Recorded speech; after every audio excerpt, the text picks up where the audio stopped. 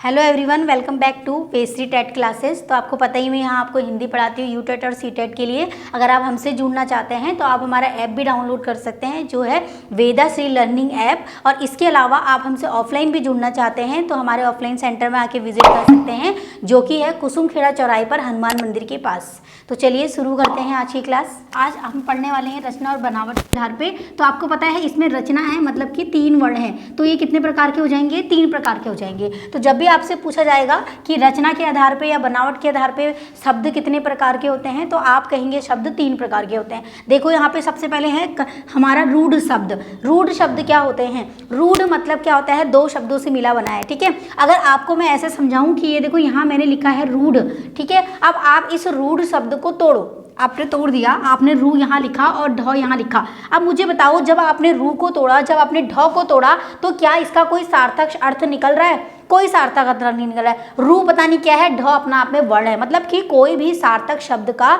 सार्थक अर्थ नहीं निकल रहा है। यही हमारा रूढ़ शब्द बोलता है। रूढ़ शब्द क्यों बोलता है ऐसा?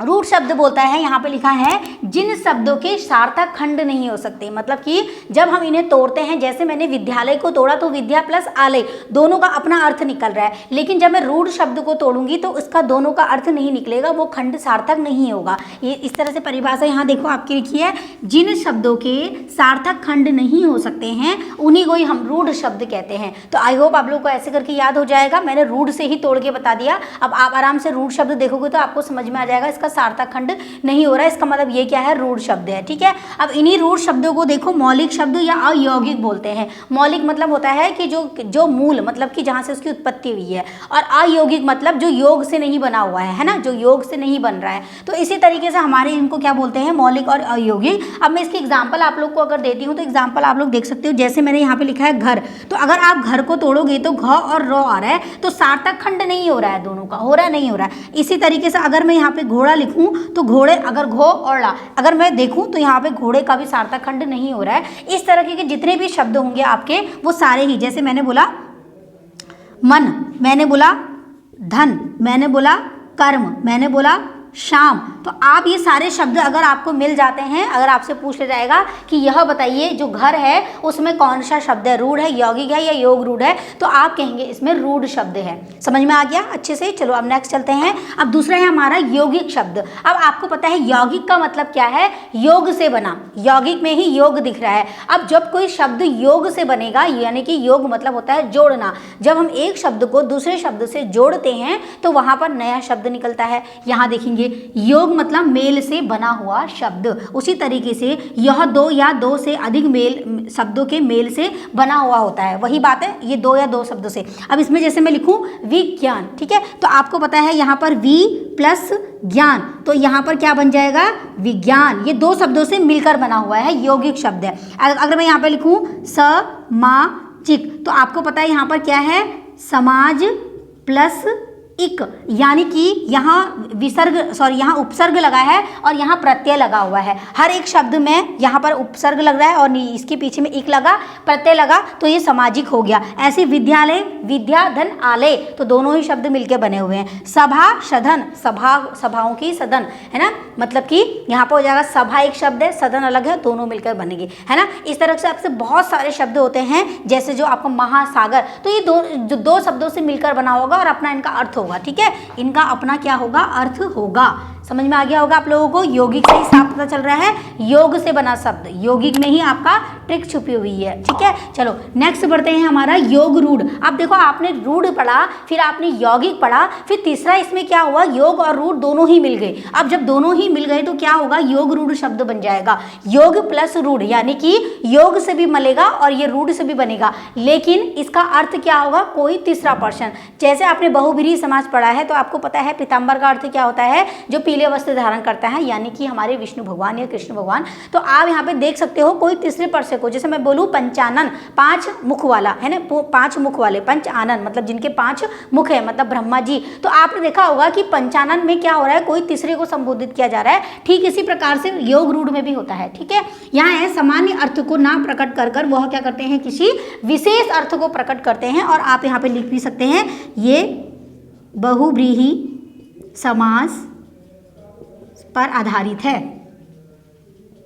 ठीक है, यहाँ पे मैं लिखना भूल गई थी। चलो अब एग्जांपल दे लेते हैं, जैसे है मैंने जलज, जलज मतलब होता है जल में जन्मा, है ना, जो जल में जन्मा है, कौन, कमल का फूल। तो इसी तरीके से हनुमान है आपका, ठीक है, उसी तरीके से पीताम्बर है, गिरधारी है, दशानन है, 10 आनंद, 10 मुख वाले, जिसका 10 मुख है, कौन हो जाएंगे वो 10 मुख वाले, आपका 10 मुख आनंद हो जाएंगे रावण जी। तो किसी तीसरे पर्सन को संबोधित कर रहा है, ठीक है। तो आपने क्या पढ़ा, रूढ़ जो टुकड़ों में विभाजित होगा पर सार्थक अर्थ नहीं निकलेगा, और योग रूढ़ जो 2 शब्दों से मिलके बनेगा, और योग रूढ़ जो मिलकर 2 शब्दों से मिलके बनेगा, लेकिन क्या होगा वो किसी तीसरे को इंडिकेट करेगा, कोई विशेष अर्थ प्रकट करेगा। तो आप इस तरीके से इसको नोट कर सकते हो, ठीक है। चलिए नेक्स्ट आगे बढ़ते हैं। तो चलिए शुरू करते हैं यहाँ पर आगे को। ये देखो आप लोगों ने अभी पढ़ लिया है रचना के आधार पे, अब हम पढ़ने वाले हैं रूप या प्रयोग के आधार पे। आपको पता है रूप और प्रयोग के आधार पे कितने शब्द होते हैं, 2 होते हैं। यहाँ पे देखो ऐसे करके याद सकते हो, जैसे रचना में 3 थे तो आपने 3 बोला, इसी तरीके से रूप में आप देखोगे 2 हैं, ठीक है, रू और पौ, तो 2 हैं, तो इसका मतलब ये 2 प्रकार के होते हैं। कौन कौन से होते हैं, पहला होता है विकारी शब्द और दूसरा होता है अविकारी। विकारी का मतलब समझेंगे तभी आपको ये समझ में आएगा। देखो विकार मतलब ही आपको पता होता है क्या, परिवर्तन, परिवर्तन, या आप कह सकते हो चेंजेस, ठीक है, या आप विकार कर रहे हैं, मतलब हम किसी चीज़ को तोड़ते हैं, विकार करते हैं, उस पर परिवर्तन आता है, ठीक है। तो इसी तरीके से अगर हम विकार करेंगे, अलग करेंगे, तो क्या होगा, चेंजेस होगा, बिल्कुल होगा, है ना। विकारी मतलब क्या होगा, जहाँ पर कोई शब्द क्या होगा, किसी न किसी चीज़ में क्या हो जाएगा, परिवर्तित हो जाएगा, चेंज हो जाएगा, और अगर उसके आगे अ लग जाएगा तो अ मतलब होता है नहीं, तो इसका मतलब यहाँ पर क्या होगा, वो परिवर्तित नहीं होगा, जैसा का है वैसा का वैसा ही रहेगा, ठीक है। तो चलो यहाँ पे देखते हैं, सबसे पहले विकारी शब्द क्या बोलता है। देखो जो विकारी शब्द हैं ये क्या बोलते हैं, वे शब्द जिनमें लिंग वचन कारक, यहाँ पे लिखा देखो लिंग वचन कारक के आधार पर क्या किया जाता है, रूपांतरण किया जाता है, परिवर्तित किया जाता है, ठीक है। जहाँ पर कोई शब्द लिंग के आधार पर परिवर्तित हो जाएगा, वचन के आधार पर परिवर्तित हो जाएगा, या कारक चिन्हों के आधार पर परिवर्तित हो जाएगा, तो वो हमारे शब्द क्या कहेंगे, विकारी शब्द कहलाएंगे। इसमें संज्ञा, सर्वनाम, क्रिया, विशेषण सारे ही किस में आते हैं, विकारी में आ जाते हैं ये सारे शब्द, ठीक है। जैसे यहाँ पे लिखा हुआ है मैंने, संज्ञा, सर्वनाम, क्रिया, विशेषण, ये सारे ही शब्द कहाँ आएंगे, हमारे विकारी में आ जाएंगे, और ये क्या होंगे, 3 चीज़ों पर आधारित होकर चेंज होंगे। अब जैसे सबसे पहले यहाँ लिंग दिया हुआ है, तो इसमें देखते हैं, जैसे लिंग, मैंने यहाँ लिंग को मैं आपको समझाऊँ तो अगर आपको पता है लड़का पढ़ रहा है, तो आप इसको परिवर्तित किस में करेंगे, विकार लिखा है ना, तो इसको हम चेंज कर देंगे किस में, लिंग में, ठीक है। तो यहाँ पर लड़का पढ़ रहा है, तो इसका क्या हो जाएगा, यहाँ पे लिंग चेंज कर देंगे, लड़की पढ़ रही है, ठीक है, ऐसे ही करना है। उसके बाद वचन, वचन आपको पता है एक वचन या बहुवचन, या एक वचन या बहुवचन होता है। तो वचन में अगर मैं बोलूं लड़का दौड़ रहा है, तो इसका बहुवचन क्या हो जाएगा, हम वचन में परिवर्तित करेंगे, ये एक वचन है, लड़का दौड़ रहा है एक वचन है, मैं इसमें बहुवचन करूंगी तो यहाँ पे हो जाएगा लड़के दौड़ रहे हैं, ठीक है। इसी तरीके से नेक्स्ट क्या दिया है, कारक चिन्ह। कारक चिन्ह आपको पता है, कर्ता ने कर्म को, इस तरीके से कर्ता ने कर्म को, करण से, का, की से, के लिए, पर में, तो ये सारे जो भी होते हैं, सासी से, तो ये सारे हमारे कारक चिन्ह होते हैं। तो यहाँ पे देखो कारक के आधार पे शब्द कैसे परिवर्तित होगा, लड़के के लिए आम ले आओ, तो यहाँ पर कारक चिन्ह चेंज हो जाएगा, तो क्या हो जाएगा, लड़कों को आम दे आओ, ठीक है। तो इस तरीके से क्या होगा, यहाँ पर के था, अब हमने यहाँ पे को लगा दिया, यानी कि यहाँ पर कारक चिन्ह क्या हो गया, परिवर्तित हो गया। तो आपको समझ में आ गया होगा, लिंग, वचन और कारक तीनों के आधार पर क्या होगा, विकारी शब्द परिवर्तित हो जाते हैं। नेक्स्ट है अविकारी। इसका मतलब, अविकारी का मतलब है कि यहाँ पर परिवर्तन नहीं होगा, परिवर्तन नहीं होगा, यानी कि यह अपने मूल रूप में रहेगा, और जब ये अपने मूल रूप में रहेगा तो इसका प्रयोग भी मूल रूप में किया जाएगा। यहाँ लिखा है जिनके प्रयोग से मूल रूप में, ठीक है, क्या होता है, जिनके मूल, हाँ ये है जिनका प्रयोग जो है मूल रूप से होता है, मैं आपको बता चुकी हूँ। अब यहाँ पे क्या होगा, लेकिन लिंग, कारक, वचन के रूप में इनका परिवर्तित नहीं होता है, ठीक है। मैंने बताया यहाँ कि इन तीनों से परिवर्तित होगा, बट यहाँ पर इनका कोई परिवर्तन नहीं होगा, ठीक है। ये शब्द ऐसे होते हैं जो जैसे हैं वैसे ही बोले जा रहे हैं, ठीक है। यहाँ लिखा है जो शब्द हमेशा एक से रहते हैं, ठीक है। अब जब एक से रहने तो सीधी सी बात है अविकारी है, परिवर्तित नहीं होंगे। जैसे यहाँ लिखा मैंने आज, ठीक है। अब आज को अगर आप बोलना चाहो तो आप कैसे बोलोगे, बताओ, आज को आज ही तो बोलोगे, आप इसको क्या परिवर्तित कर सकते हो। अगर आप ऐसे बोलो, अगर मैं लिंग में बोलना भी चाहूँ कि लड़का आज पढ़ रहा है, ठीक है, तो आप क्या करोगे, लड़के, लड़की आज पढ़ रही है, तो आपने देखा आज में कोई फर्क हुआ, कोई फर्क नहीं हुआ, लिंग वचन अपना वैसा का वैसा रहा। लेकिन अगर हम लोग विकारी में देखते हैं तो पूरा चेंज हो जाता है, लेकिन यहाँ देखो चेंज नहीं हो रहा है, ठीक है, आज वैसा का वैसा ही है। तो आज हो गया, जैसे कल हो गया, परसों हो गया, ऊपर नीचे हो गया, में हो गया, से हो गया, पर हो गया, आगे हो गया, या और हो गया, या परंतु हो गया, इसलिए हो गया, यदि हो गया, या ओ हो गया। ओ ये देखो विस्मयादि बोधक वाले हैं, विस्मयादि बोधक वाले सारे शब्द कहाँ आ जाएंगे, अविकारी में आ जाएंगे। ठीक है, जैसे आ है आपका, ये देखो यहाँ विसर्ग वो लगा हुआ है, यहाँ पे या खुदा, पीछे से क्या लगा है, विस्मयादि बोधक शब्द लिखा है। इधर उधर, इधर उधर क्या है हमारा यहाँ पे संबंध बोधक है, समुच्चय बोधक है। ठीक है, इस तरीके से जो भी हमारे क्या होते हैं, अव्यय होते हैं, क्रिया जैसे क्रिया विशेषण है। अब यहाँ देखो मैंने बोला कि यहाँ ऊपर, ऊपर नीचे क्या है, ये क्रिया विशेषण बता रहा है, आगे पीछे, आगे और, उस और, तो ये क्या बता रहा है, सारे हमारे ये क्रिया विशेषण बता रहे हैं। यानी कि इसके अंतर्गत जो अविकारी शब्द होते हैं, अभी मैंने बताया यहाँ क्या आती है, संज्ञा, सर्वनाम, विशेषण, क्रिया, और यहाँ क्या आएगा, क्रिया विशेषण, समुच्चय बोधक, संबंध बोधक और विस्मयादि बोधक। तो ये चारों शब्द कहाँ आएंगे, यहाँ आएंगे। समझ में आ गया होगा आप लोग को। चलो आगे बढ़ते हैं। तो अब हमारे जो चौथा रह गया हमारे पास, क्या रह गया, अर्थ के आधार पे। ठीक है, तो आपको पता होना चाहिए अर्थ के आधार पे चार प्रकार के क्या होते हैं हमारे शब्द होते हैं। सबसे पहला शब्द यहाँ पे देखो क्या लिखा है, एकार्थी शब्द और अनेकार्थी शब्द। इन दोनों को साथ में बताती हूँ। एकार्थी मतलब होता है एक, आपको दिख रहा है एक अर्थ। ठीक है, यहाँ पर एक अर्थ निकल रहा है, यानी कि कोई ऐसा शब्द होगा जिसका एक ही अर्थ होगा। और यहाँ पे अनेकार्थी मतलब अनेक अर्थ। ये तो आराम से पता चल जा रहा है, इसकी ट्रिक तो शब्दों में ही है ना। एकार्थी मतलब जिसका एक अर्थ होता है, यानी कि एक अर्थ वाले शब्द क्या होते हैं हमारे, एकार्थी होते हैं। और यही सारे शब्द किस में आते हैं, व्यक्तिवाचक में भी आते हैं। कौन सी संज्ञा में आते हैं, व्यक्तिवाचक संज्ञा। अगर आपसे पूछा जाएगा कि व्यक्तिवाचक संज्ञा जो है कौन से शब्द से संबंधित है, तो वो एकार्थी शब्द से संबंधित है, क्योंकि वहाँ पे आपको पता है व्यक्तिवाचक क्या होता है, एक ही होता है। ठीक है, कोई व्यक्ति है वो एक ही है। ठीक है, मतलब क्या है, विशेष है। तो यानी कि जो कोई चीज़ विशेष है और एक ही है, वो किस में आ जाएगी, एकार्थी शब्द में आ जाएगी। एग्जाम्पल के लिए जैसे देखो गंगा, आपको पता है जो गंगा नदी है वो एक ही है। ठीक है, इस तरह से जैसे जर्मन है, पटना है, ठीक है, रामायण है, आपको पता है रामायण कितनी है, एक ही है ना। दिल्ली शहर एक ही है, वहाँ ताजमहल क्या है, एक ही है ना। तो इस तरीके से आपका ताजमहल एक ही है ना। भारत क्या है, एक ही है। महीनों में मार्च क्या है, एक ही है। तो यानी कि जो स्पेसिफिक है, जो व्यक्तिवाचक है, जो एक ही है, वो एकार्थी शब्द हो जाएगा, यानी कि जिसका एक ही अर्थ होगा, अनेक अर्थ नहीं होंगे। ठीक है, ये आप लोग को किस में आ जाएगा, व्यक्तिवाचक में आ जाएगा। समझ में आ गया आप लोग को।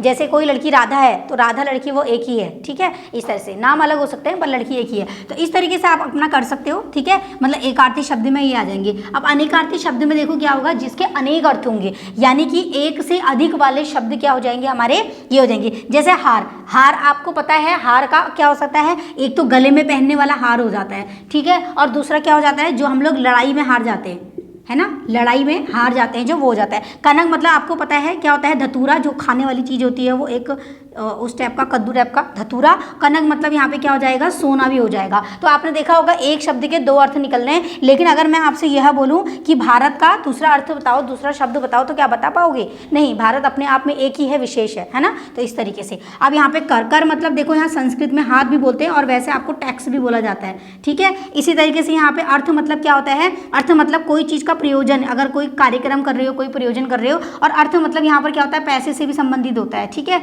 तो आपको पता ही होगा इंदु मतलब यहाँ पे चंद्रमा और कपूर। ठीक है, इंदु को हम चंद्रमा भी बोलते हैं और इंदु को ही यहाँ पे, कपूर को भी इंदु इंदु बोला जाता है। तो ये जो शब्द होते हैं हमारे, इनकी प्रैक्टिस करिए, जब आप प्रैक्टिस करोगे तब ये तभी आएंगे आप लोगों को। ठीक है, अब यहाँ है समानार्थी शब्द। समानार्थी में आपको दिख रहा है समान शब्द। अब आपको पता है समान अर्थ, यानी कि ऐसा कोई शब्द होगा जिसका समान अर्थ होगा, यानी कि उसी को उसी रूप में बोला जाएगा। अगर मैं आपसे बोलूँ कपूर, तो आप थोड़ी देर के लिए सोचोगे कि कपूर वो जलाने वाला कपूर ही होगा। ठीक है, लेकिन अगर मैं आपसे बोलूं आकाश, तो आप उसको समझ सकते हो, गगन, आसमान। तो इन दोनों में फ़र्क होता है। ठीक है, बहुत फ़र्क होता है। यहाँ पर क्या होगा, जैसे मैंने आपको बोला कर, कर मतलब यहाँ पे टैक्स भी है, हम लोग जो टैक्स लगाते हैं, और संस्कृत में यहाँ हाथ भी बोला जाता है। ठीक है, लेकिन इन दोनों का अर्थ अलग है। लेकिन यहाँ देखोगे उसके नाम अलग है, मतलब ना एक ही चीज़ है पर नाम उनके बहुत सारे अलग अलग हैं। ठीक है, लेकिन यहाँ सबका अपना अर्थ निकल रहा है। अगर मैं सोना बोलूँ तो आप बोलोगे सोना का अपना अर्थ है, अगर मैं बोलूँ धतूरा तो आप कहोगे धतूरा का अपना अर्थ है। लेकिन अगर मैं आपसे बोलूँ गगन, तो आप कहोगे हाँ आसमानी है है ना। तो मतलब आसमान गगन सब एक ही हैं, नाम अलग हैं। तो ऐसे आपको कंफ्यूज नहीं होना है समानार्थी और अनेकार्थी शब्द में। जो शब्द समान अर्थ प्रकट करते हैं वह समानार्थी शब्द कहलाते हैं। जैसे आपको पता है आकाश, नभ, आकाश, गगन, आसमान, हम बहुत सारी बात बोलते हैं। जैसे सूर्य है, हम इसको रवि भी बोलते हैं, भानु बोलते हैं, भास्कर बोलते हैं। बादल है, इसको हम जलज बोलते हैं, मेघ बोलते हैं, वारिद बोलते हैं। तो ये सारे शब्द हमारे क्या होते हैं, पर्यायवाची शब्द। यहाँ पे लिख दोगे आप क्या, पर्यायवाची शब्द जो हैं किस में आते हैं, हमारे समानार्थी शब्द में आते हैं। समझ में आ गया। पर्यायवाची शब्द जितने भी हैं वो सारे क्या हैं, समानार्थी शब्द हैं। ठीक है। जैसे फूल है, इसको हम पुष्प बोलते हैं, कुसुम बोलते हैं, है ना, कुसुम बोलते हैं। और आपका प्रसून भी बोलते हैं। प्रसून किस में बोलते हैं, संस्कृत में बोलते हैं। तो इस तरीके से आपको याद रखना है कि जो हमारे पर्यायवाची शब्द हैं सारे ही समानार्थी में जाएंगे। और जो अनेकार्थी शब्द होंगे वो एक शब्द होगा बट उनके अर्थ क्या होंगे, अलग अलग होंगे। बट यहाँ एक शब्द होगा, उनके अर्थ क्या होंगे, समान ही होंगे। ठीक है, इतना डिफरेंट है। यहाँ देखो विपरार्थी, विपरार्थी का मतलब होता है विपरीत, किसी शब्द के विपरीत। विपरीत मतलब क्या होगा, जैसे अगर दिन है तो उसका विपरीत क्या हो जाएगा, रात हो जाएगा। यानी कि यहाँ पर विलोम शब्द आ रहा है। और ऐसे भी याद नहीं रहेगा तो वी इसमें भी है, विलोम में भी वी है, तो ऐसे भी करो। सारे विलोम वाले शब्द कहाँ जाएंगे, हमारे विपरार्थी में आ जाएंगे। ठीक है, ये हमारी ट्रिक हो जाती है। ठीक है, जैसे मैंने बोला जय का, यहाँ आपके लिए एग्जाम्पल भी लिखे हैं मैंने, कुछ समझ में आएंगे। जय का विजय, ठीक है, यहाँ दिन का रात, सच का झूठ, पाप का पुण्य, है ना, आना का जाना, इधर का उधर, ठीक है, दिन का रात। तो इस तरह से आप सारे ही शब्द हमारे जो हैं विलोम शब्द के यहाँ आ जाएंगे। ठीक है, तो आपको इस तरीके से हमने देखा अर्थ के आधार पे। हमने सबसे पहले शब्द के भेद देखे, जिसमें हमने अपना शब्द के भेद में बहुत सारे शब्द पढ़े, इतने सारे शब्द पढ़े। फिर रचना के आधार पे पढ़े, फिर बनावट, फिर हमारे सबसे पहले उत्पत्ति के आधार पे पढ़े, फिर रचना के आधार पे पढ़े, फिर रूप और प्रयोग के आधार पे पढ़े, और उसके बाद हमने अर्थ के आधार पे पढ़ रहे हैं। तो सारे हम लोग शब्द पढ़ चुके हैं, इनकी बस प्रैक्टिस करिए, एग्जाम में बहुत ज़्यादा पूछे जाते हैं। चलिए मैं मिलूंगी आपसे नेक्स्ट वीडियो में, तब तक के लिए धन्यवाद।